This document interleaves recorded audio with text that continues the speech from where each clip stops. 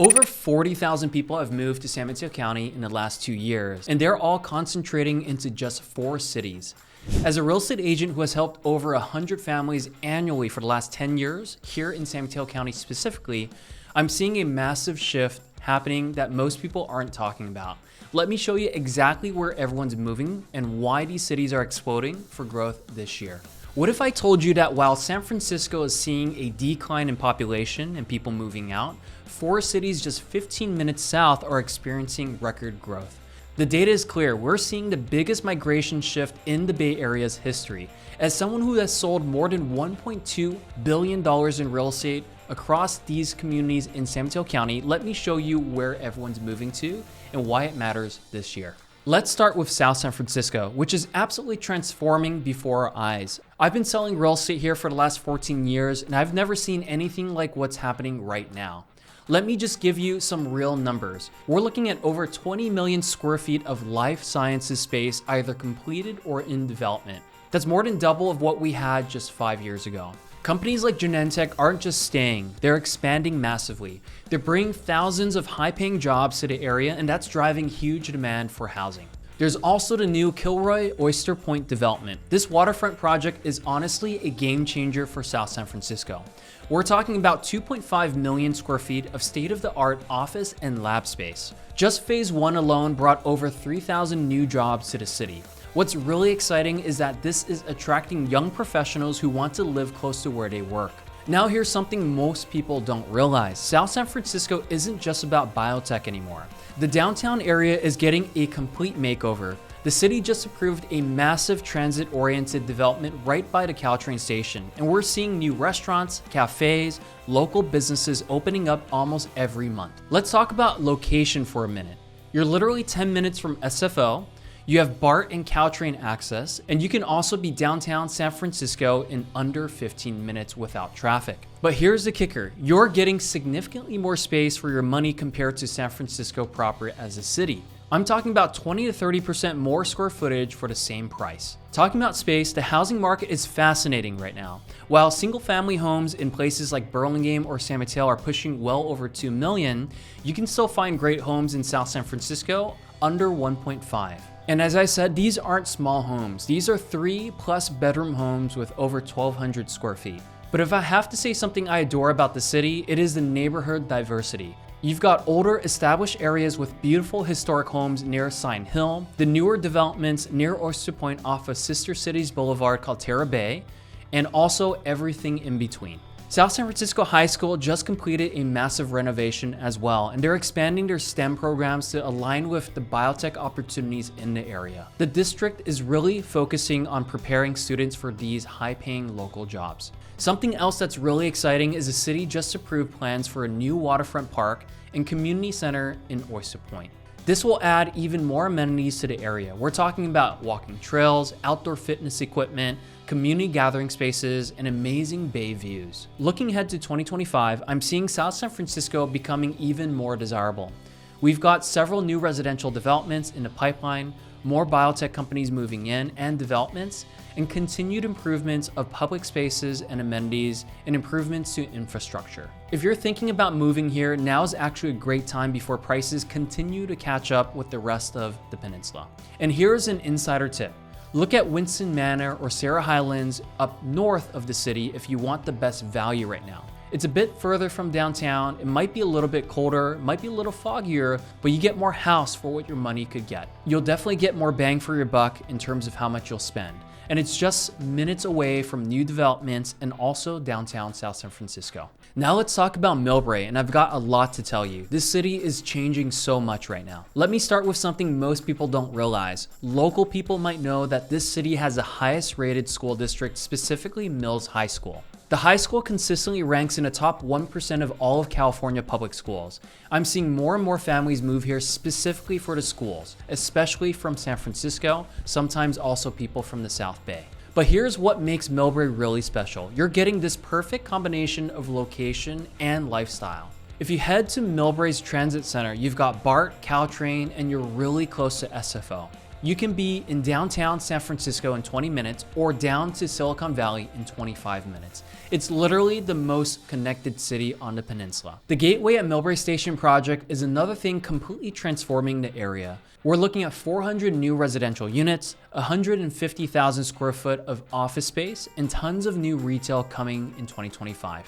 This is truly the biggest development the city has seen in decades, and it will bring amazing amenities to the community. Let's talk about the housing market for a minute. The average home price in Millbrae is around $2.2 million, and that might sound high, but if you're getting bigger lots, something with views, or better schools compared to similarly priced homes in San Francisco, that could be a bargain you're looking for. And if there's one neighborhood you should look at, it's the Millbrae Highlands. The homes here were built in the 1950s and 60s, but they sit on larger lots with amazing views of the bay, sometimes of the airport as well.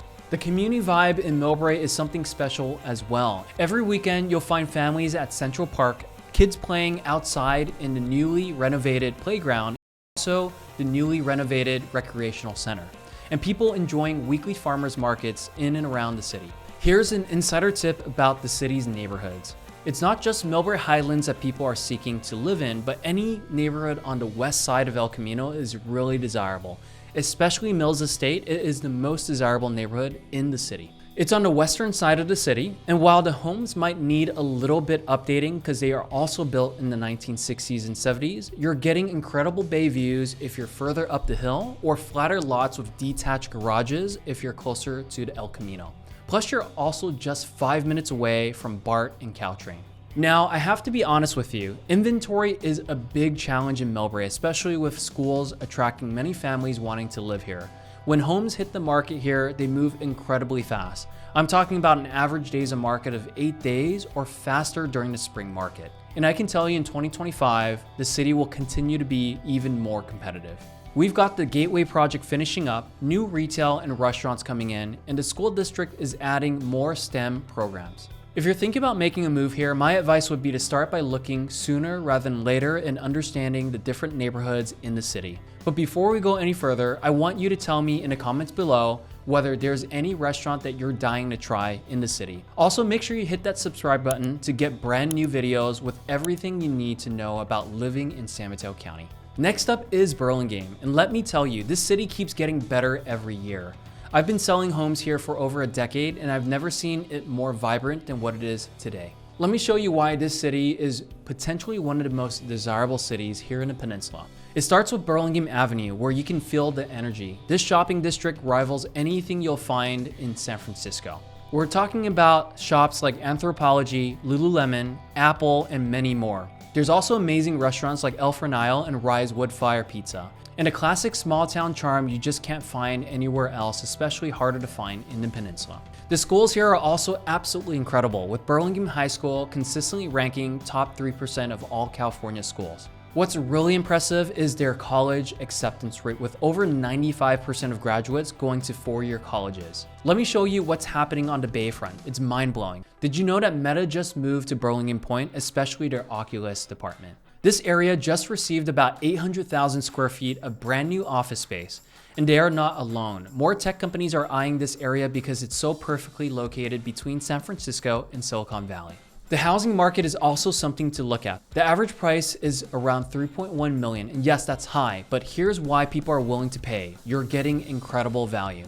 These homes are architectural masterpieces. We're talking about beautiful 1920 Tudor revivals and also Spanish colonial homes and craftsman homes all in the same neighborhoods. But to me, what makes this city special is the variety of neighborhoods that it offers. You've got tree-lined streets of Easton Addition with its historic homes, the luxury new construction around Burlingame Point, and everything in between. Each neighborhood has its own unique character as well, but they all share the classic Burlingame charm. Different neighborhoods are segmented on the east side of 101, between 101 and El Camino, and also on the west side of El Camino tends to be the most desirable. And then we have the restaurant scene, which is absolutely incredible as well. Just on Burlingame Avenue alone, you have over 30 restaurants representing cuisines from all over the world. Locals love Copenhagen Bakery or Backhouse for breakfast, Mediterranean Kebab or Crepe Mime for lunch, and a new restaurant Stella Astoria for dinner, and everything else in between. The food scene rivals any city in the Bay Area.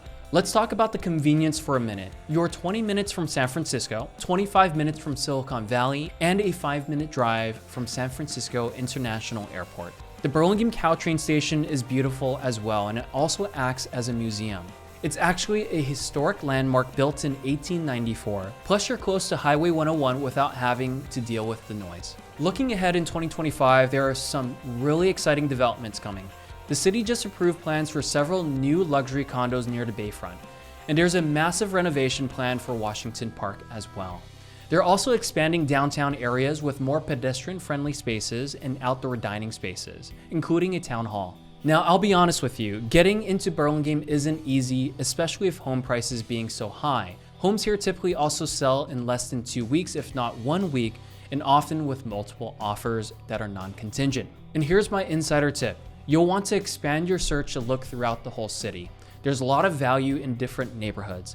The lots in, for example, Ray Park tend to be slightly smaller, but the homes are beautiful, and you're still getting all the benefits of living in Burlingame. Let's finish with San Mateo. I've got a lot to share with you, and this might be my favorite city, maybe because I live here, but there's a lot more to share with you. First, we've got downtown San Mateo, with B Street thriving with over 50 restaurants representing different cuisines from all over the world. You've got places like Ramen Dojo drawing crowds from all over the Bay Area as one of the original ramen spots, and new spots opening almost every month.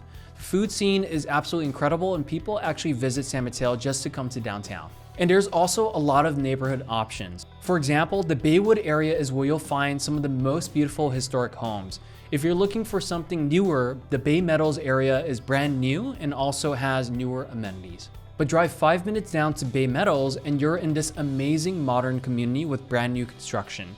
You literally have every type of housing option in San Mateo, as it is one of the bigger cities we've talked about out of the 4 cities. Let me take you to the Bay Meadows area for a minute. This is the future of San Mateo. This used to be a horse racing track, and now it's a complete community with parks, shops, restaurants, and modern homes. They're finishing the last phase and now adding another 100 units with more retail space. It's incredible to see the transformation the city has brought to the Bay Meadows area. But most families will choose this city for its schools. San Mateo has 3 high schools, Aragon, Hillsdale, and San Mateo High, and they're all really good, relatively speaking.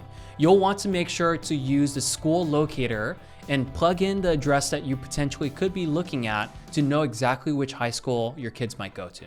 What's really exciting is that they're adding more STEM programs and technology programs to prepare students for jobs in Silicon Valley. The district just approved a $30 million investment in new facilities as well. But let me tell you about what makes this city so special. Central Park.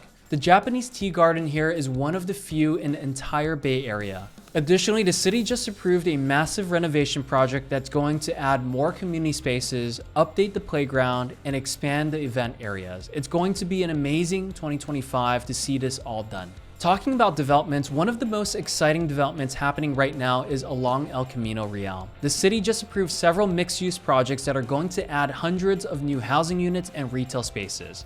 And outside of El Camino, closer to downtown, they're also adding a lot of affordable housing that will house the future growth of the city. They're doing it really thoughtfully as well, keeping the buildings at a reasonable height to also maintain the suburban feel of San Mateo. Location-wise, you really can't beat it in San Mateo. You're 25 minutes from San Francisco, 25 minutes from Silicon Valley. You have 3 Caltrain stations in the city as well. Another major attraction in San Mateo is Hillsdale Shopping Center, which went through a complete makeover with a new food court and new shopping area as an extension of an outdoor mall. This will bring more people as Tanforan Mall in San Bruno is shutting down in the near future as well. Let's talk about the housing market. The median price home in San Mateo is around $2.1 million. But here's what's interesting. You can find everything from condos starting in the $700,000 range to $5 million estates. The range is really rare on the peninsula, and that's why I'm seeing more first-time home buyers and move-up buyers coming to San Mateo. Here's my insider tip for San Mateo. Look at North Central neighborhood, Sunny Brae, and Fiesta Gardens if you want the best value right now. Additionally, you're going to want to look at North and South Shoreview, and it's walking distance to downtown in Caltrain. The homes here have character, but you're also not paying as much as you would if you were buying something in the Baywood or San Mateo Park neighborhood.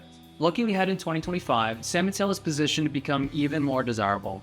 We've got all these transit-oriented developments finishing up, more companies moving here, and also continued improvements of public spaces. If you're thinking about making the move here, I'd seriously consider it sooner rather than later, especially if rates coming down in the future, real estate values are going to go up. Here's what's really important to understand. All 4 of these cities are connected with amazing transit options, great schools, and strong community values. Each city has its own unique appeal. South San Francisco is your best value with incredible growth potential, while Millbrae offers unbeatable convenience and top schools. Burlingame gives you luxury and prestige, but San Mateo also provides the perfect balance of everything you could ask for. Looking ahead in 2025, I expect these cities to continue seeing strong demand. The biotech sector is expanding, tech companies are maintaining their presence, and the quality of life here is just really exceptional with the weather. It's really going to depend on what you want and what your goals are, but one thing I can tell you is for certain, it doesn't matter which one you choose. You'll be in a city that has much potential for growth in the future for more years to come. There you have it, all of the amazing cities that everyone will definitely consider moving to in 2025. I might have omitted some other cities in San Mateo County, but that doesn't mean they're less important. I'm just highlighting these 4 for your convenience. So if you're thinking about making a move to any city around San Mateo County, my team and I would love to be your real estate resource. We know these areas inside and out and can share more details than we did in this video. We can also help you find the perfect home that matches your specific needs. All you need to do now is find our contact information below or reach out to us at 650-280-8888. Thank you so much for watching this video. See you on the next one.